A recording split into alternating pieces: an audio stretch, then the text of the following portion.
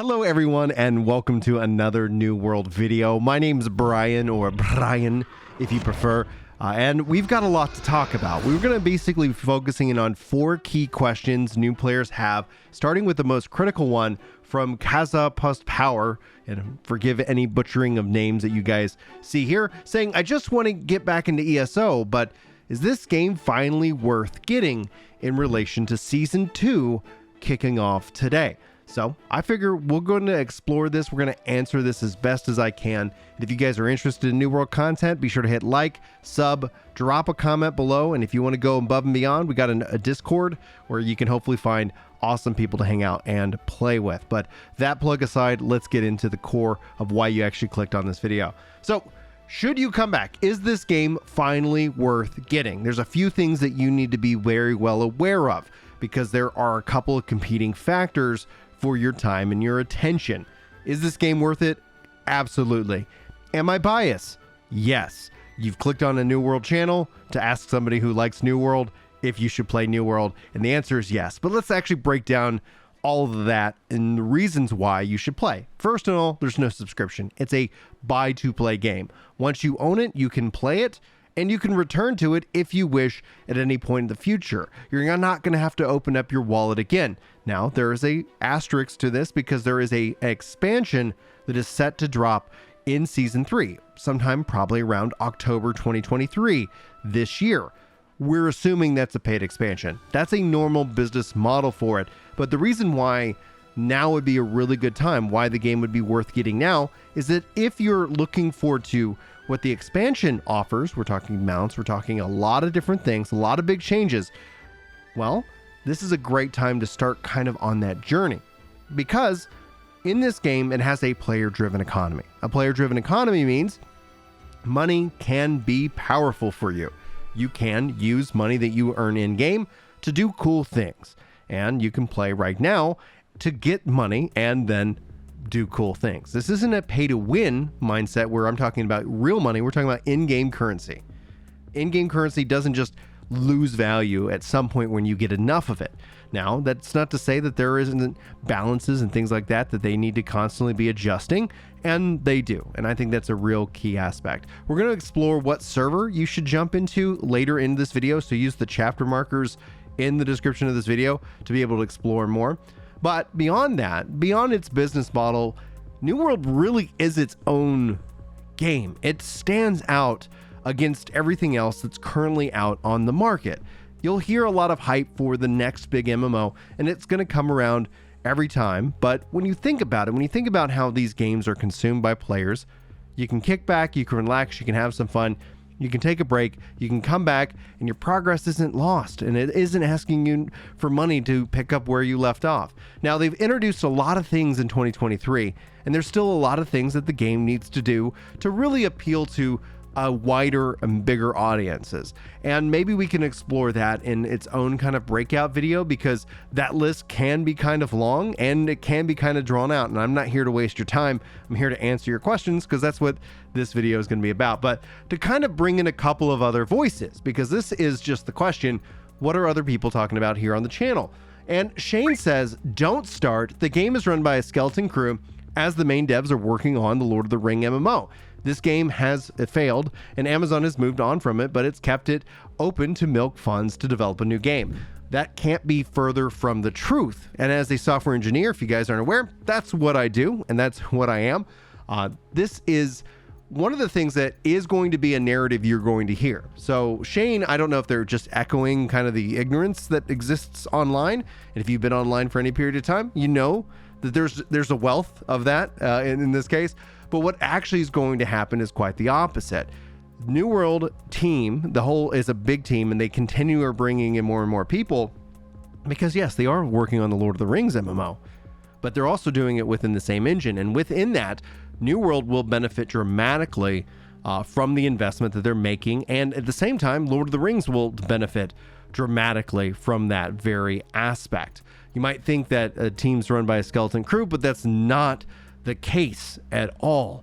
And I have like firsthand knowledge and experience in talking with them of what is going on behind the scenes, and they are just really doing a good job. Now, people might have moved, some of the people might have moved to focus clearly on Lord of the Rings, but from a development perspective, I know gamers tend to think of the development as one giant blob, but it's not really how it all works. You have various different teams working on various different things, and the level of investment that Amazon continues to pour into New World and Lord of the Rings and their other projects that are yet unannounced, and also the picking up these publishing deals, Amazon is all in, and they've got like more money and almost unlimited money they can continue to throw at this because they feel like it is definitely worth their time. So when I say that they're all in, they're all in. Anybody who's telling you something else does not know what they're saying, or they're doing so maliciously. Now, whether you believe me or not, I could care less, because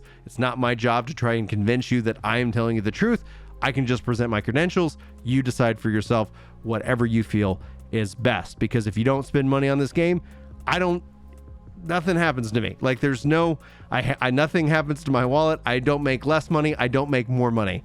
This is just something I do because I love this game and I'm passionate about making content. Now, Kirby Club says, I had a blast at launch, then fell off when the max exodus happened, but I'm thinking about checking it out again. Here's the real secret. Gamers are kind of seasonal, and they're also kind of nomadic. More and more MMO players talk about like this time where they only played this one game back when they had all kinds of time, but the reality is with all the different marketing and hype, they'll keep coming back around as long as the game is inviting and they had a good, decent time.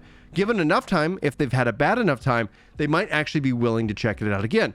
This is what the data shows. It's costly. It's better to have a game that has no problems at the start, but that isn't where we are. In fact, when it comes down to this, you can't go back in time and change it. And I see some people fall into the category of, well, they had a bug and they messed it up and they ruined my experience 10 years ago. I'll never forgive them. That person, you don't need to worry about, because they're not worth your time. And it's the same thing with a relationship. This is the same thing in life. You know what? Especially if you're married, I'm married, at some point, you got to either just let go of the resentment, move on with your life, or you can just sit here and say, hey, I forgive you. You tried your best. It didn't work out. What did we all learn from here? And the New World devs are learning. They're doing great. They're communicating, and they're doing so consistently. I hear from them all the time, and those videos then roll out on this channel, and you guys are all informed, and we get all share in this excitement. Whether you want to play for a little bit, dip in, dip out, New World can be a real good home MMORPG for you, or it can be a long-term investment. It really just depends on what you want. But now is a really good time because you're going to see a lot of people jump into the game. The hype for the expansion is going to help bring more people back as they start to prepare for whatever the expansion holds. And at the same time, you're still going to hear the negative Nancys continuing to bemoan that they haven't given up on the game. New World's the most dying game that never goes away. That's the best way that I can describe it, because numbers will go up, numbers go down, numbers will go up, numbers will go down. And as long as they keep putting out content and making the game better, I'm going to keep covering it, and I'm going to keep talking about it here with you guys. So hopefully you check it out. And if you do already own it, again, no cost to you, jump in. If you're thinking about picking it up at the time of this recording, it's like 60% off. So you're talking about $20, and I've got over 1,000 hours, and other people have 5,000 hours and 10,000 hours in this game. Dollar per hour joy. The value is there. Now, Dominic says, do you think that they're going to make one big server like ESO in Guild Wars 2? Here's the thing. I think they should, but it means that they would have to fundamentally change the core of the game and the territory. Now, we know territory changes are coming with the expansion in Season 3 sometime in October, but the reason why I would advocate for this, and I don't think it's happening anytime soon, so just think when I'm talking about this, I'm talking about, maybe 4 or 5 years down the road, because this isn't a simple thing. I do think those changes would have an impact on Lord of the Rings here in 5-7 years when that game eventually decides to roll out. But in this case, do I think that they should? Yes. But when it comes down to it, cross-server play is coming. The first of it actually is in Season 2 with OPR. More will come later, and the sooner they can get that in, the better. Because the reality is, especially with open world content, people just want to play with their friends. People just want to get in and make it easy. New World's server structure makes that a little bit of a challenge. But that isn't to say it's going to be a simple and easy fix. As a software engineer, we're talking years and years of effort and strategy, because all these systems are interconnected. And while you don't see the code and I don't see the code, as somebody who works in these kind of environments, it is a bigger task than I can even describe personally what that would take. However, it would solve a lot of the core issues that more of the casual and the mid-core players tend to have, who aren't so interested in the territory controls. I don't want them to get rid of territory control. I think that's a unique system. I just think it could be better. And what I like to say is I point to Final Fantasy XI's territory control system as kind of the best solution for both worlds. I've gotten into more detail about that in previous videos. You're welcome to check out the kind of the discussion playlist here on the channel if you just want more of that kind of content. But otherwise, I'll just leave it as what it is. Now, we got another question here. AVG Pilot says, as a first-time player, should I start on a fresh world? Yes or no? I'm most interested in life skills, gathering, and crafting. And then I answered in the comments just to kind of give them a heads up saying, hey, no, start on like a legacy server. There isn't a fresh start server anymore because the fresh start servers came out and they have players on them. Now, they've made some changes to that. And personally speaking, I think at some point, like, it's fine to have these kind of seasonal servers that kind of pop up from time to time, and having those be the fresh start, true, start on the server without anybody who has ever been there. But that's kind of a fun. That's an event. That's something to be excited about. But eventually people will leave, especially when cross-server play is not a thing. Once they add in cross-server play, and you want to have that kind of premier, I'm not going to use the word because it's a bad word. No, anyway, you can figure it out. Untouched by anybody else. But in this case, right now, since that is not fully implemented, it's better to start on a world in which that everybody's going to be able to play, transfer onto and off, and you'll end up having an easier experience getting connected with other players like us or other players and other content creators. Speaking of which, again, I plug the Discord. That's a great way to get involved. Links are all in the description. You should jump in. It's a great way of being connected with the content. It's a great way of hanging out for whenever we're playing, whether we're live or not. Anyway, that's just kind of a plug. On that note, moving on to our kind of final question here. Question: why in December 2022 did 26K players quit? The peak dropped around 50%. What happened? Well, the content was played and people got ready to go play something else.